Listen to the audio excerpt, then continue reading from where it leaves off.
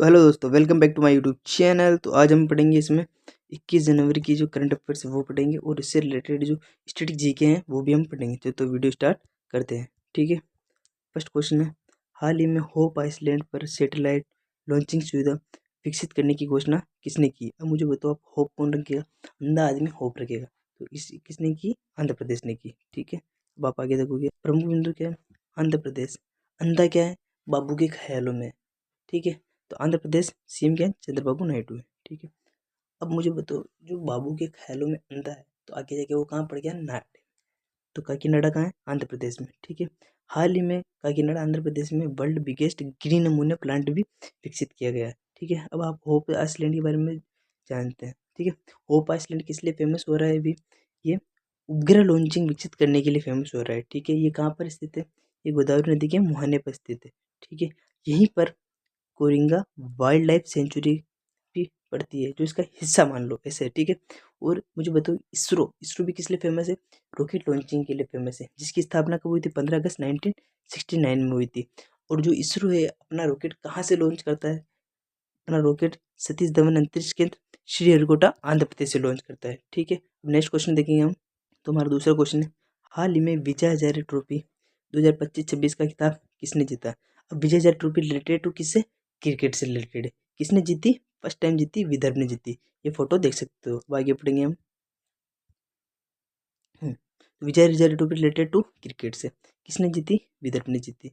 किसको हराया? सौराष्ट्र को हराया। कितने रनों से हराया? 38 रनों से हराया। फाइनल मैच कहाँ पर हुआ था इनका? बेंगलुरु में हुआ था। इससे रिलेटेड फैक्ट महत्वपूर्ण यह है कि जो विदर्भ ने ये ट्रॉफी फर्स्ट टाइम जीती थी, इससे पहले इसने नहीं जीती थी।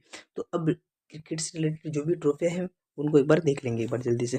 फर्स्ट है देवधर ट्रॉफी, दूसरी Ranji trophy, Duleep trophy, CK Nayudu trophy, Irani cup और तेंदुलकर ट्रॉफी। इनको याद रखने की ट्रिक बताता हूँ।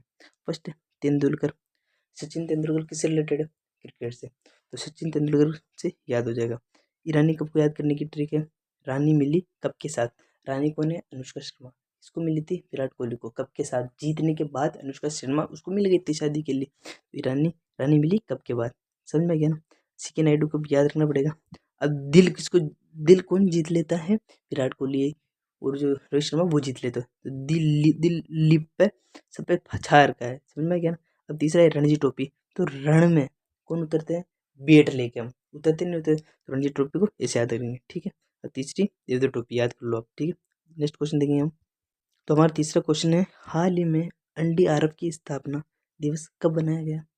ये बनाया गया 19 जनवरी को। ठीक है, ये फोटो देख सकते हो। अब देखेंगे हम आगे। तो अब देखेंगे हम NDRF की फुल फॉर्म क्या है? राष्ट्रीय आपदा प्रतिक्रिया बल। ठीक है, अब इसके बारे में बताएंगे कि इसकी स्थापना क्यों की गई और इसकी ज़रूरत क्यों पड़ी। 2004 में सुनामी आई थी कहाँ? तमिलनाडु में। तो वहाँ पर जनधन की हानि हुई थी लोगों के साथ। तो वहाँ पर लोगों ने सोचा है कि ऐसा एक्ट होना चाहिए जो हमारी मैनेजमेंट कर सके, हमें बचा सके, हमारे जो रिलेटेड जो इशू होते हैं उनको सोल्व कर सके। तो ठीक है, इसको देखते हुए स्थापना की गई किसकी?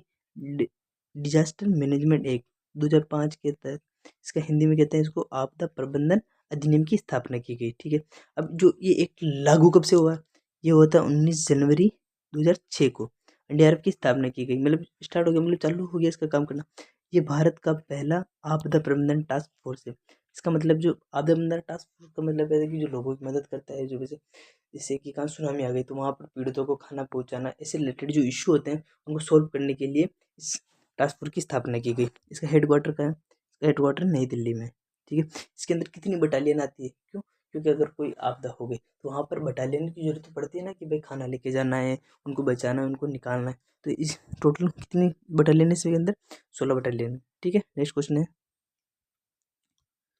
क्वेश्चन नंबर 4, हाल ही में 10,000 बोडो नर्तकियों द्वारा बगुनुमा नृत्य कहाँ किया गया? ये किया गया असम में। ये फोटो देख सकते हो। अब आगे बढ़ेंगे हम इसको पढ़ेंगे।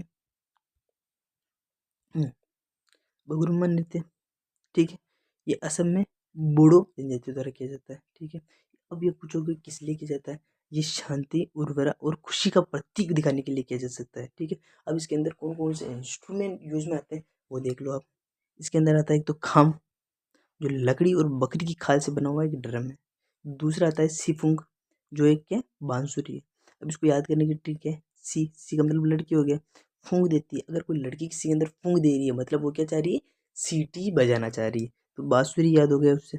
ठीक है, असम से रिलेटेड जो और अलग अलग मेले कुछ मंदिर है ना, जहाँ पर कोई डांस वांस कहता है वो याद करने की ट्रिक बताएंगे साथ में। ठीक है, एक अबुआची मेला है, कामाख्या माता मंदिर में बनाया जाता है। इसको ट्रिक है, अब्बू आएंगे आज मेरे मेले में, अब्बू आची मेला मतलब अब्बू आएंगे मेरे मेले में, किस लिए, एक काम है उनको।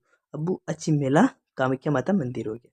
ठीक है, अब दूसरा है जीन बिल मेला, वस्तु विनिमय के लिए मतलब बार्टर सिस्टम जो लेन देन होता है ना उसके लिए भी एक बनाया जाता है, उसे जोन बिल मेला कहा जाता है। इसको याद रखने की ट्रिक है, चांद को बिल भरना है आज शाम को, पैसे ऐसे वैसे कैसे भी करके उनको भरना है। तो जिन को आज बिल भरना है कैसे, पैसे या तो उधार से उधार लो या दो, कैसे भी करके उनको भरना है। जोन बिल मिला वस्तु मिलने के लिए प्रसिद्ध है। अब अब आठवां है बिहू। तो मुझे बता, बहू ने आज शाम को घर में शोर मचा रखा है, तो बिहू असम का प्रसिद्ध लोक नृत्य है। अब सत्रिया असम का 8वां शास्त्रीय नृत्य है। इसको याद रखने की ट्रिक है, सत्र कब से चलेगा, आज शाम से चलेगा। ठीक है, नेक्स्ट क्वेश्चन देखिए हम। तो क्वेश्चन नंबर 5 है, हाल ही में पीएम मोदी ने असम के काजीरंगा राष्ट्रीय पार्क में एलिवेटेड कॉरिडोर की स्थापना की। ठीक है, इस कॉरिडोर की लंबाई कितनी थी। रुक जा। तो पांचवा क्वेश्चन हम देंगे, हाल ही में पीएम मोदी ने असम के काजीरंगा राष्ट्रीय उद्यान में एलिवेटेड कॉरिडोर की आधारशिला रखी। ये आधारशिला कितने किलोमीटर में फैली हुई ये बताना है। ठीक है, ये 34.5 किलोमीटर में फैली हुई ये आधारशिला रखी गई।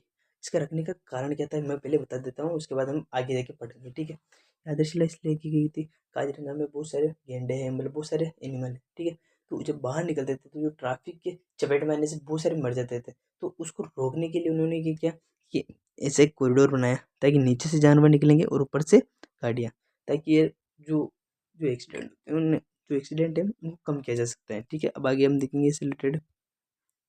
काजीरंगा स्थान कहाँ है, असम में स्थित है। इसलिए उद्देश्य क्या था इसका, जानवरों को ट्रैफिक ट्रक से रोकने के लिए बनाया गया था, मैंने बताया था आपको। ठीक है, फेमस किस लिए, एक सिंग वाले गेंडों के लिए फेमस है। ठीक, कितना मीटर है, 34.5 किलोमीटर बनाया गया है। इसकी नींव किसने रखी, पीएम मोदी ने रखी। संबंधित किससे है, और संबंधित इस जो इतना बड़ा बन रहा है 34, इसे कौन सा हाईवे के नाम से जाना जाएगा, इसे नेशनल हाईवे 715 के रूप में जाना जाएगा।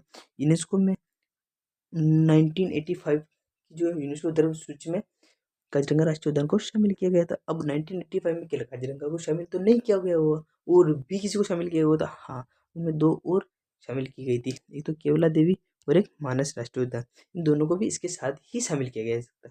ठीक है, तो दोस्तों ये आपके 5 क्वेश्चन पूरे होते हैं। ठीक है, अगर वीडियो अच्छी लगी हो तो लाइक, सब्सक्राइब और शेयर